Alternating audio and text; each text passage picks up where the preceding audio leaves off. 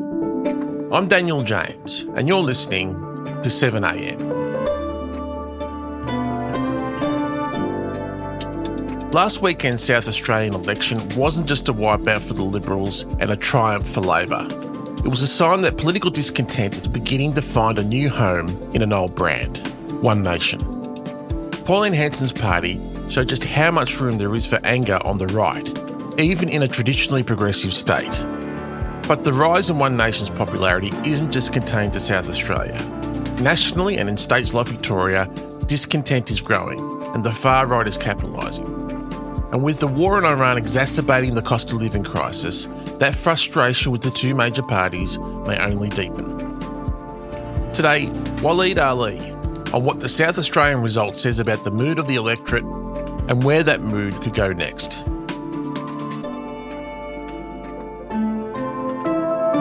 It's Saturday, March 28.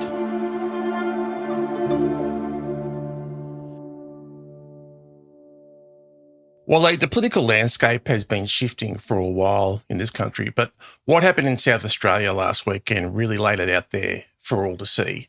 I mean, do we even have a functional opposition there at this point? No, we don't, because the Liberal Party has been reduced to so few seats. We don't know exactly how many yet, but it'll be single digits. And One Nation, if it does really, really well out of the parliamentary result, it's going to end up with maybe 4 seats. So Pauline Hanson referred to the MPs that will be left in South Australia as landmines. I am leaving tomorrow to go to Canberra to continue my duties. But guess what, mate?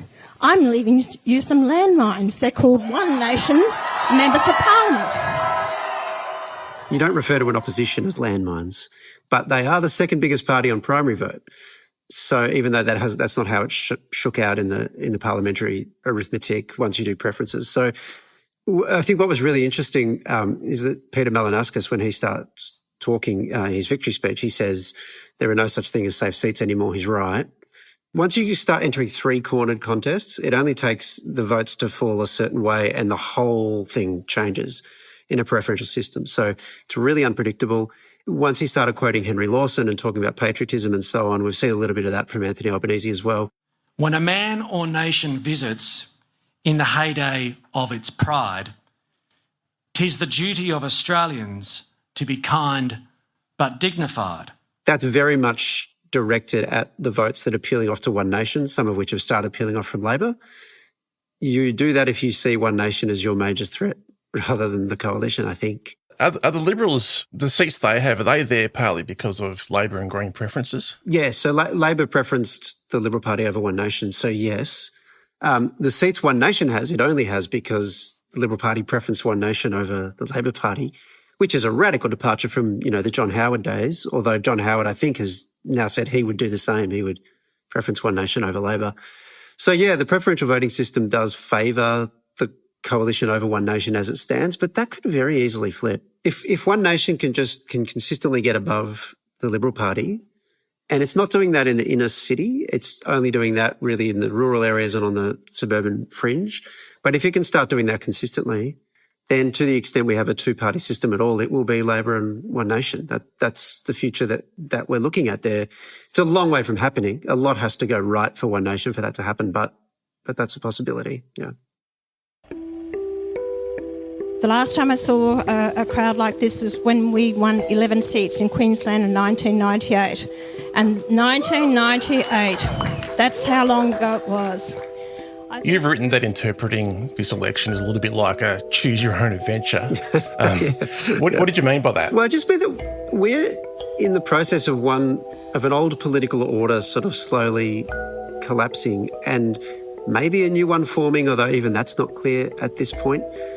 I think the metaphor I used briefly in that piece was the idea of a hall of mirrors. You look around and every image is a bit of a mirage. We don't know exactly what it means. There are weird shapes being thrown at you. There are phantoms everywhere. It's like you're jumping at these phantoms. And so what that means is when you get a result like you get in South Australia, it could mean anything. I mean, it could mean the onset of a totally new political order. It could be a blip that historians will find as a curious footnote. It could be the complete demise of the coalition happening in real time. It could be the ascent of one nation, or it could mean that it just scorches the earth for some new thing we've not even heard of yet to emerge. And so at this point in time, really all you can do is look at the imponderables and ponder them. If we look at the first path that you ruminate on in your piece, if you look at the result and think the electorate has shifted sharply to the right, what is the case for that? Well, the case for that is that one nation, obviously the one nation surge is real. We've seen one nation surges before in the polls. They've not turned into votes before outside Queensland. Now they have. Yeah. South Australia is one of the more progressive states in the country in the sense that it tends to vote Labor. So the fact that it's done that there is proof of a certain concept. That One Nation has now proven that its support is real and that it can replicate that at the ballot box. But the other element of it is, once you start looking at the numbers, the swing to One Nation was bigger than the swing away from the coalition. So it is picking up votes from what you might, in very crude terms, call the left. And Peter Malinauskas acknowledged this, that we've started seeing votes bleed from Labor to One Nation. So the overall swing, if you look at all the election, the overall swing is probably a little bit to the right. There were some really weird quirks. Family First, for example, had a 2% swing against it, and it only had 3.7% of the vote to begin with. So there are little things like that. But if you look at it really broadly, the swing has been to the right. So you could argue that two things are happening. One, the centre of gravity is moving slightly to the right, but also that within the right, the centre of gravity is moving harder and harder right, or at least to a more disillusioned right. And what's the other case? What was the other scenario that you ruminate on? Which is all we can do at this point.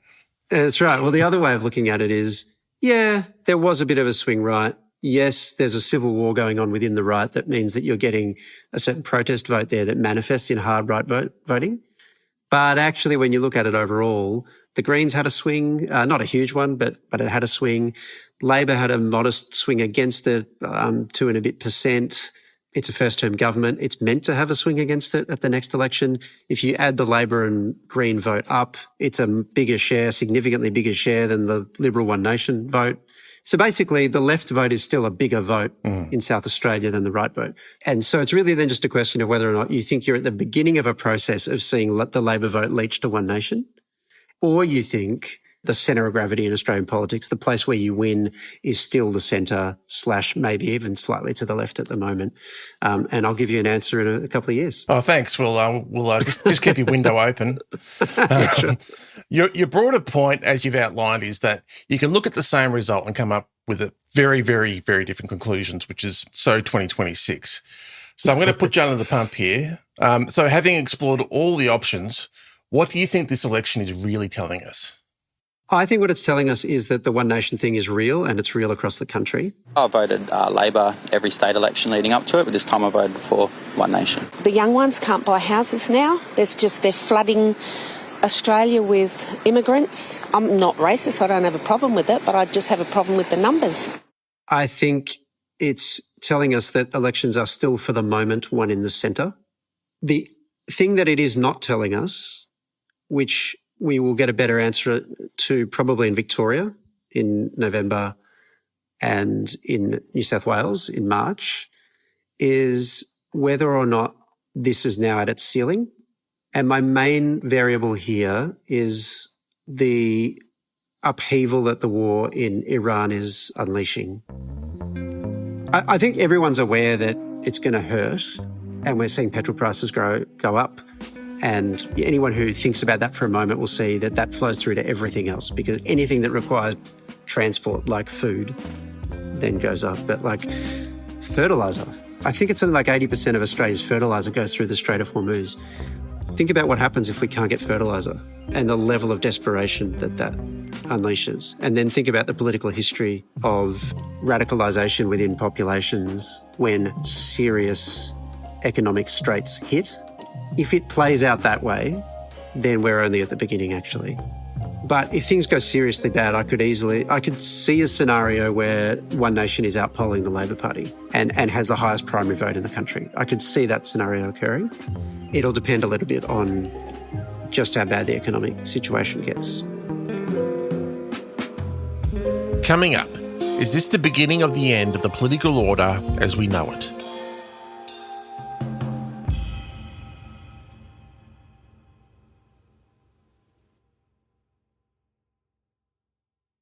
Waleed, you mentioned Victoria, but what's the real next big test for One Nation? How instructive is Farah, the by-election in Susan Lee's old seat, going to be, for instance, later this month? Will it give us an indication as to whether the swing to the right when it comes to grievance is a national trend? So I think Farah will give us an indication of the state of the civil war within Conservative politics. It won't give us much of an indication of the extent to which the bleeding will now come from the Labor Party, which is really the next big question as far as the centre of gravity of Australian politics as a whole. I think the rest of Australia is going to be watching what's happening here tonight. And I think it's very important to see for Farah, and I also will set a strong team for Victoria. So if you're from Victoria, you're watching this, we're coming to support you down there. Stand candidates. Victoria is a much more interesting case study, I think, because Victoria is the most urbanised state in the country. It's the most progressive state in the country. It's also the state that's the most bonkers because of its experience in COVID. Speak for yourself, Waleed. Well, yeah, indeed. But it's not a surprise that, when neo-Nazis are getting up on stage at rallies, it's happening in Victoria. Yep. There's a reason that sort of thing's happening. So it's a really interesting test case. And also the Labor government is deeply unpopular and the coalition is in disarray. So on the one hand, it's not favourable conditions for One Nation. On the other hand, it's perfect conditions for One Nation, and you see which one of those will prevail. And then New South Wales is fascinating because a little tiny quirk which doesn't get any attention really is New South Wales, you don't have to vote preferentially. You can just mark one and leave it at that. So it's all to be discovered, and they're the two big data points. And also don't forget, those elections will come when we're much further down the economic road of the consequences of what's happening in Iran. Maybe the war's still going. Maybe it's over. All these sorts of things. That's where things will be really instructive, and we'll have a much clearer sense of the path that Australia's treading. Currently, One Nation polling around 23.5% nationally. You've mentioned that could easily grow given circumstance, and things are ominous right now. What do you think the appeal is? It's years and years ago when Brexit happened and Trump happened and Bolsonaro was elected in Brazil, I heard someone weirdly on a sports podcast make the point that if you give people a big button that says F off, right now they will hit that button. And that people are hitting that button. It's pretty clear when you look at the reasons people give for voting One Nation at the moment. They're not detailed. So they don't go, well, I'm concerned about this aspect of the economy and they've got this policy that responds to this thing. There are broad things maybe to do with migration, actually less to do with migration than you might assume when you're just reading the reporting. It's very clearly a protest vote that is based on affectation. There is a sense of they're real, they care about the country, and we're desperate and we don't like the offering, and they're there. Mm. And they've been there and consistent for 30 years. Everyone knows who Pauline Hanson is now. Yeah. The interesting thing is that One Nation sort of surged into the 20s and it has kind of stayed there. So maybe that's the limit. And that's the argument that you could run, that, we've hit the limit. It's just that if we're going to have another really bad economic turn, then we might see that limit raised. So if their support does stay at 23 to 24%, what does that mean in terms of the parliament? What would the parliament look like federally if their support was to stay at that level? And what kind of power and influence could that actually translate to? Well, it translates to obvious power in the Senate. In the House, not necessarily. So One Nation would then be really at the mercy of Liberal preferences. If that's the case, then really it comes down to, will the Liberal Party hand One Nation any seats? Not just the Liberal Party, by the way, the Nats as well. Now, that's where things get interesting. I think there's a live debate within the coalition at the moment as to what the correct course of action is. I happened to interview Dan Tehan, a shadow minister of the coalition, earlier this week, and he surprised me with the stridency of his language. He basically said, well, the Greens and Labor gang up on the Conservatives in the way they do preferences. And he used the phrase that the Conservatives have to hunt in packs to get rid of Labor governments. I don't know if he'll win that argument, but if he does, then you'll start seeing One Nation win seats. I mean, in Victoria, Jeff Kennett, the elder statesman of the Victorian Liberal Party, is very openly saying that Jess Wilson and the Liberal Party should form a coalition with One Nation. I'm not necessarily saying there has to be agreement between the parties, and that includes One Nation, but I hope all of those other parties will say no to corruption and therefore will support each other. Given what's happened in South Australia, is that something that you think they'll be seriously considering?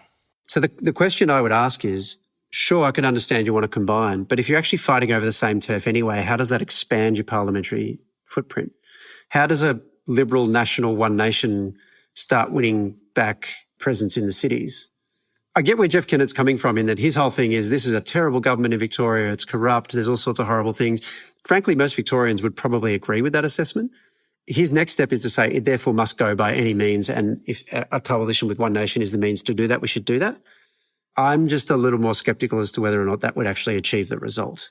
Or maybe what you get is what you got in South Australia, where it actually increases the Labor majority. We're getting at this weird situation where Labor doesn't have a huge amount of support in terms of its primary vote at any level of government, but its parliamentary dominance is the stuff we've never seen before. And that's a weird paradox. Yeah, they have a big but shallow electoral pool.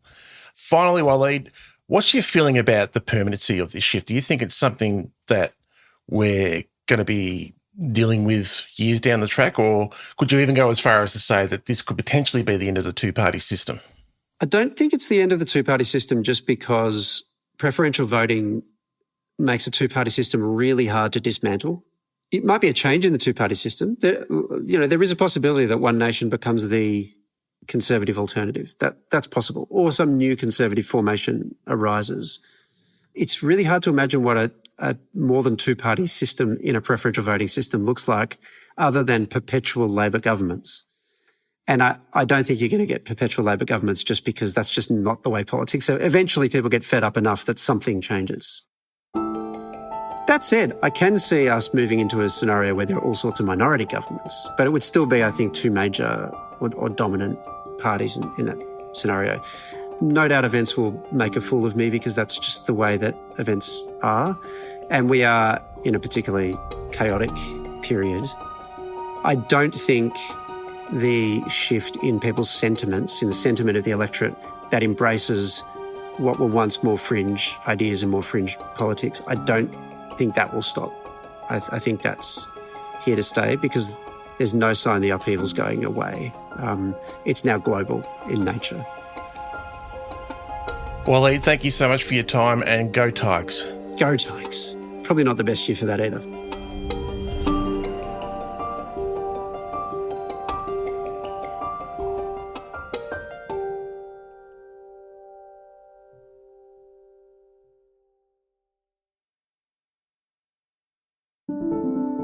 "7am" is a daily show from Solstice Media. It's made by Atticus Bastow, Ariel Richards, Chris Dengate, Crystal Keller, Nicole Johnston, Travis Evans, Zoltan Fetcho, and me, Daniel James. Our theme music is by Ned Beckley and Josh Hogan of Envelope Audio. Thanks for listening to 7am this week. Please have yourself a great weekend.